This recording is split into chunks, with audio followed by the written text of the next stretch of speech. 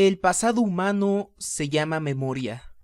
El futuro se llama deseo. Carlos Fuentes.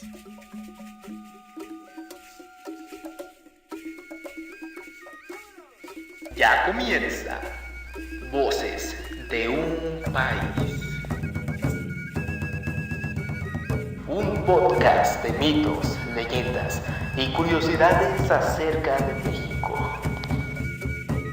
Ponte cómodo. Comenzamos.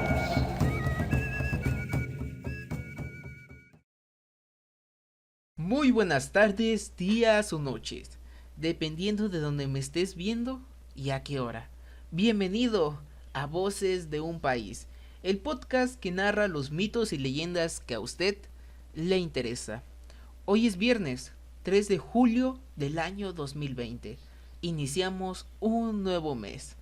Si usted todavía no me conoce, me presento. Soy Ángel Salvador, haciéndole la invitación para que se ponga cómodo o cómoda, que vamos a empezar. Antes, una pequeña aclaración. Y es que sin ustedes, este podcast no sería posible. En el episodio anterior llegamos a 600 reproducciones en Facebook y a 100 en Spotify.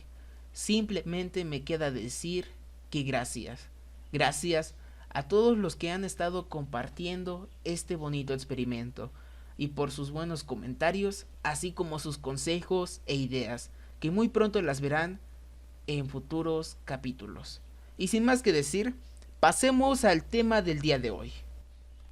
Anteriormente, escuchamos y vimos cómo actuaban y cuáles eran sus costumbres ante un sismo en el México prehispánico.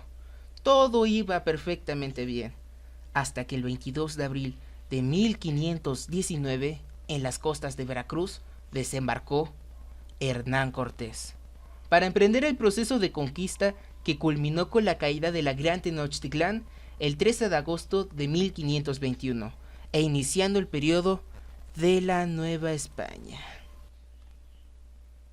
Está más que claro que en este periodo, al igual que nuestro hoy en día, se ha vivido eclipses, sequías, huracanes, inundaciones y temblores. La máquina del tiempo está calibrada y es momento de realizar un viaje a los tiempos de la conquista, a los tiempos donde la iglesia regía en la mayoría de las cosas. ¿Están listos? Comenzamos en 3, 2, 1...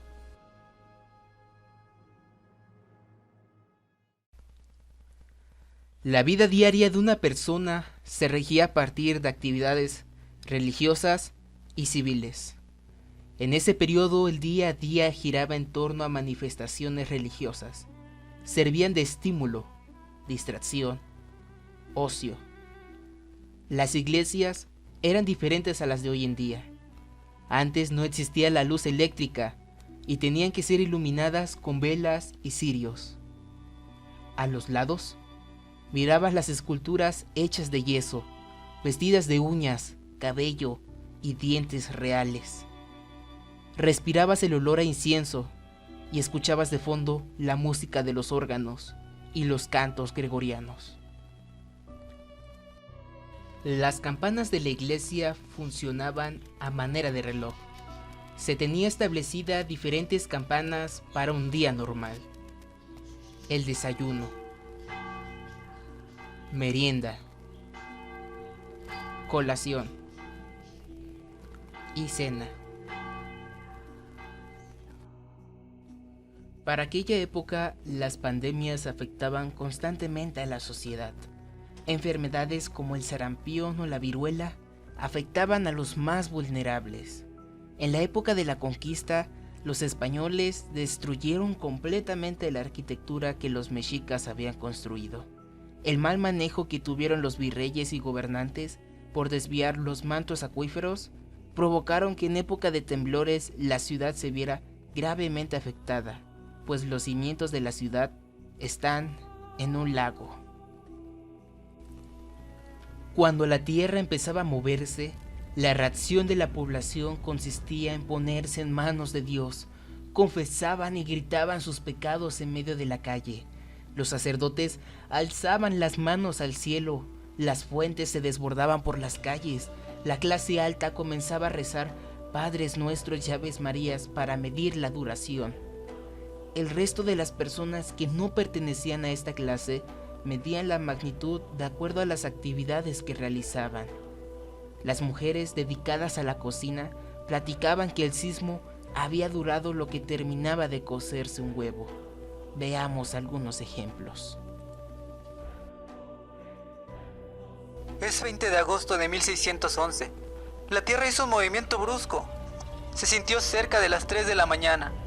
30 horas después, tembló la Tierra más de 40 veces. Es 7 de octubre de 1616. Como a las 2 horas del mediodía, tembló la Tierra. Y duró más tiempo que 4 credos, y luego, ese mismo día, volvió a temblar, a las 12 de la noche. Duró como 2 credos. Es 30 de octubre de 1675. La Tierra tembló como 6 credos. Es el año 1687. Se cayó una casa en la calle de Ortega y mató a 2 personas. ¡Ay, Dios santo! Toque se plegaría en todas las iglesias. Es el 20 de octubre de 1990. Soy el doctor Gerardo. La intensidad se mide a partir de las casas o edificios que se derrumban. Había algunos valientes o locos que se suben al campanario a tocar las campanas para avisar al resto de la población del temblor. Uno de ellos es el señor Leopoldo Flores. Él hace sonar una campana de 16 toneladas en la Catedral Metropolitana de la Ciudad de México. Funcionaba como su alerta sísmica y al mismo tiempo una manera de conjurar el miedo. Existían muchos santos para rezar, pero el más destacado es San José, a quien más se le pedía para que no ocurra otro sismo.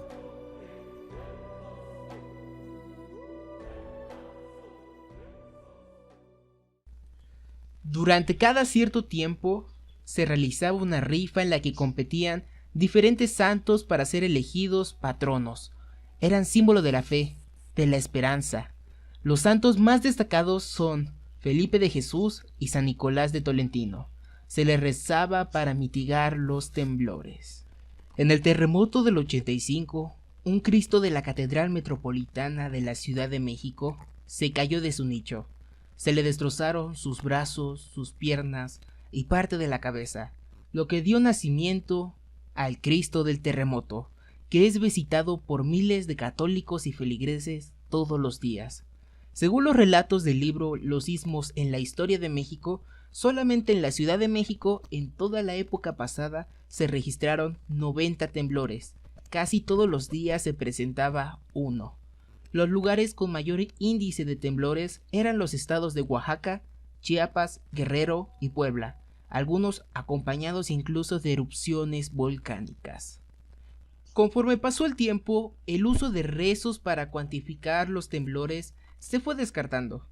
Esto con la introducción del reloj, poco después del siglo XVIII, lo que permitió que en los registros ya se utilizara el minuto como una unidad de medida.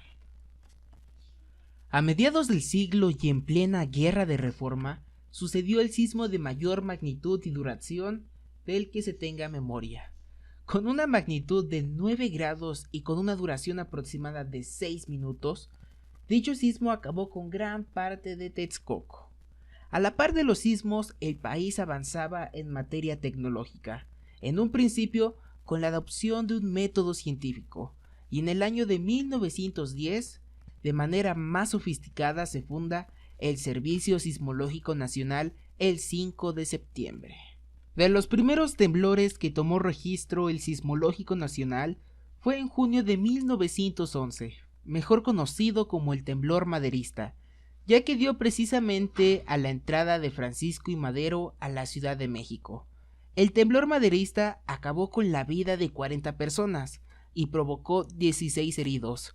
Esto sin contar los edificios dañados en la ciudad, principalmente en la colonia Santa María de la Ribera.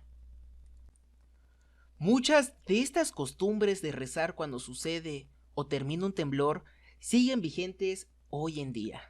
El país ha pasado por tantas catástrofes que a pesar de todo se ha levantado y ha logrado salir adelante.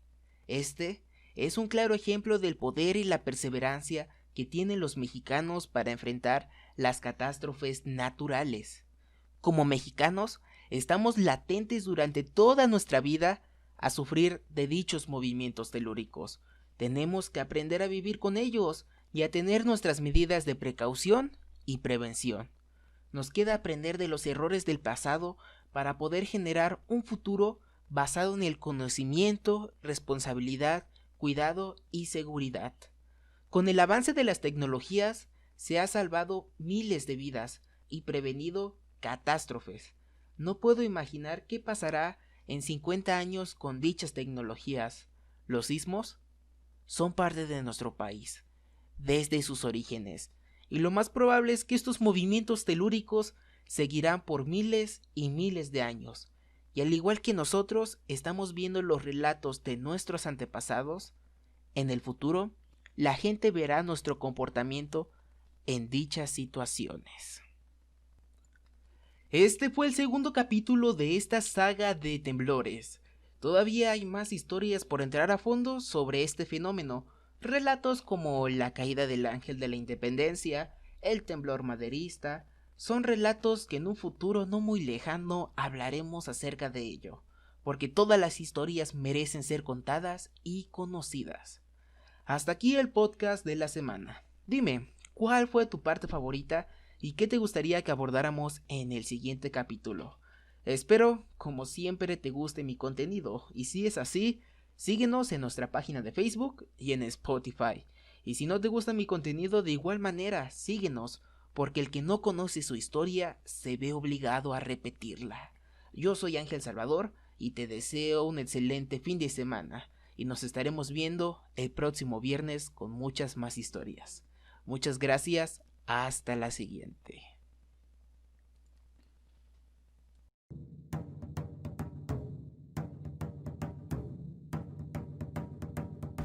Los dioses por el momento están satisfechos. Sintonízanos la próxima semana en Voces de un País. Gracias por escucharnos.